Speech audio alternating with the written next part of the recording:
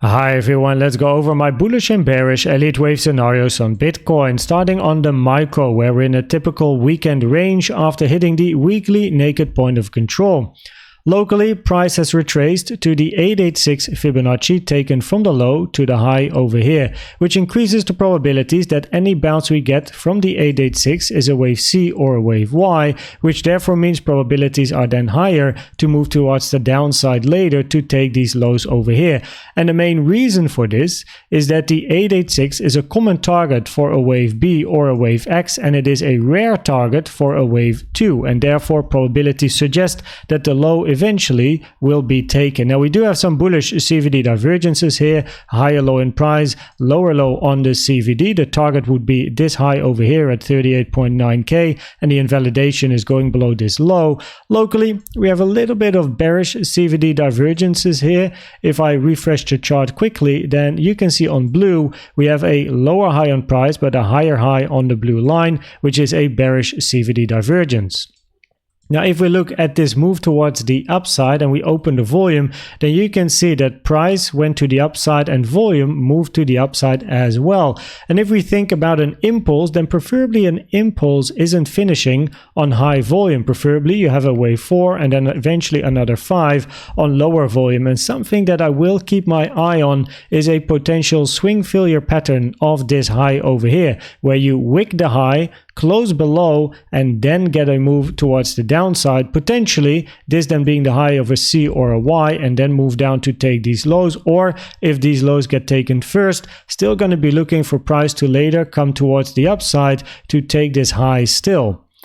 Now, if we then zoom out to a scenario that I saw in the group thanks to L Broncos and Blaster, then they were talking and discussing a potential either diagonal or impulsive structure over here to the upside from this low specifically, where potentially they were looking for an ABC structure. Now that is something I have to still dig in to, but at least I put this on my chart here for potential 1, 2, 3, 4 and a wave 5.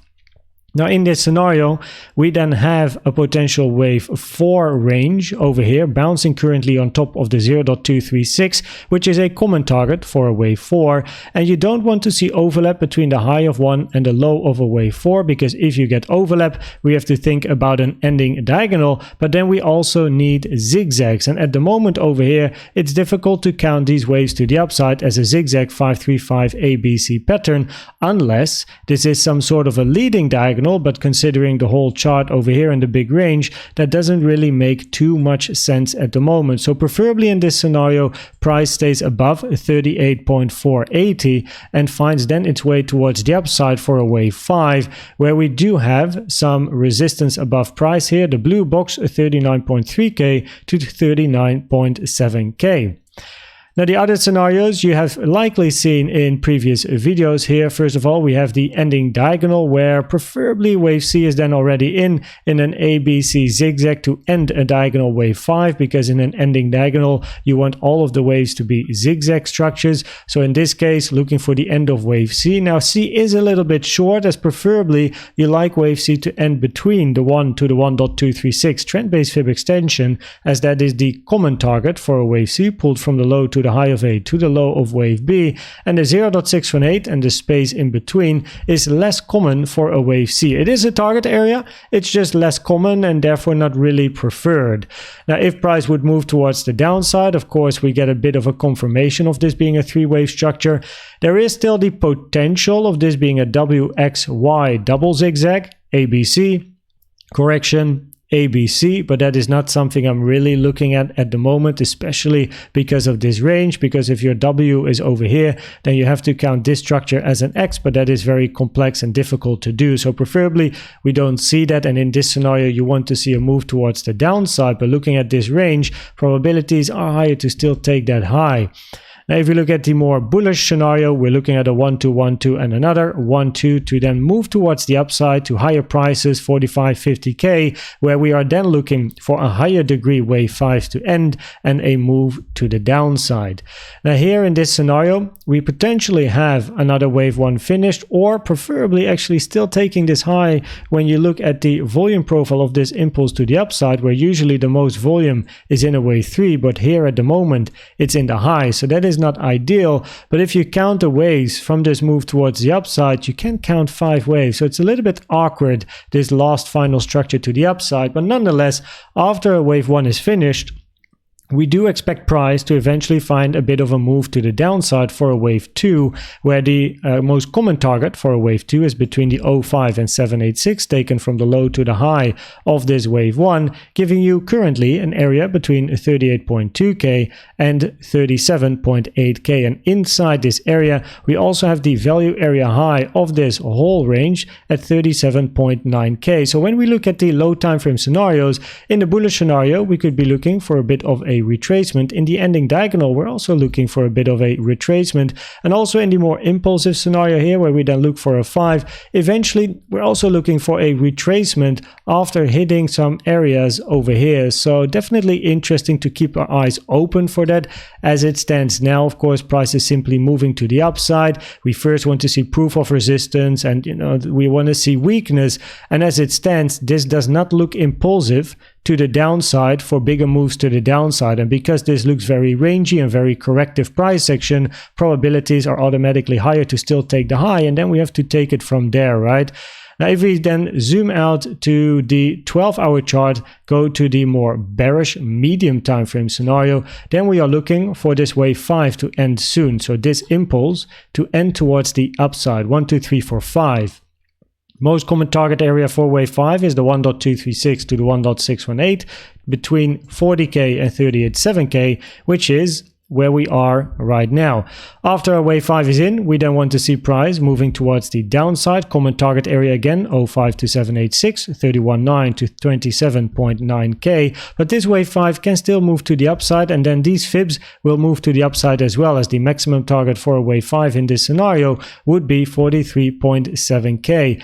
Also preferably, price is not dipping below this horizontal level over here, the white box and the value area low of a very, very high time frame volume profile of this range over here. Important support resistance area on the chart on Bitcoin, where now you can see the 0.5 is in confluence with this area. But if this wave 5 can move to the upside a little bit more, then the fibs will go up as well, and potentially the golden pocket might end on top of this area. That would be some very interesting confluence indeed. Now, in the more bullish scenario, we are not yet finished with this wave 5. We are still working on this wave 5, and we're also still working on the green wave 3.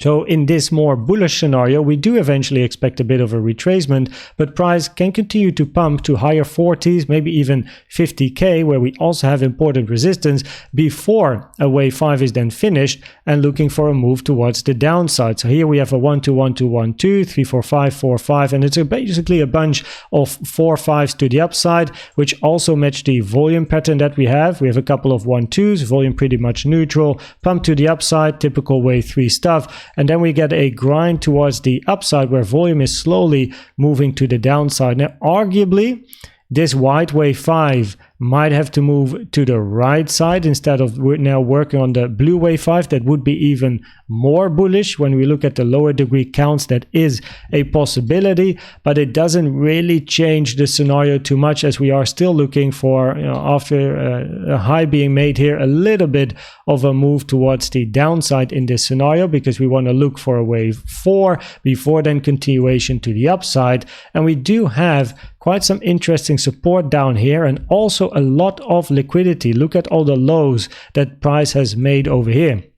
Very interesting liquidity. I bet people in their longs also, move their stops towards the upside. So if price does move to the downside, I think it can be quite quick, because all the stops are going to get triggered. Might be a little bit of a waterfall, and then we want to find support, proof of support, and then a move again towards the upside. Now, if we then finally look at the probabilities of these different scenarios, then on the medium time frame, we're still looking for wave 5 for the bullish scenario, looking for more upside eventually. On the low time frame, however, in all cases, we are expecting a bit of a retracement soon. The blue box, as mentioned, just above price is interesting resistance, but now we are at resistance. The weekly naked point of control is always an important level to keep in mind. 39k over here offering resistance once again. So, we have to observe this range, but locally, when talking about that range over here on the micro, generally, the probabilities are higher to take this high at 39k at least once more. I don't care if it's a swing failure pattern and we move down a bit, or if we go to the blue box, but that is the probabilities, and then we have to observe what happens after it takes the high. And also inside this range, the 886, as mentioned, has been hit, and because the local 886 has been hit, it does increase also the probabilities to later come down again in this range to take these lows, unless we are thinking about a triangle, but a triangle here counting would be 3-minute stuff, which is not really something that I like to do. So the general probabilities are higher to still take this high. Then we observe what price wants to do next, and we keep in mind that price is bouncing on an 886 locally over here. I hope this video was helpful or valuable to you. Please check out the most recent educational video I've made about the best trading indicator you can use in my opinion. And for now, thanks for watching and subscribing, and I'd like to see you at the next one. Bye bye.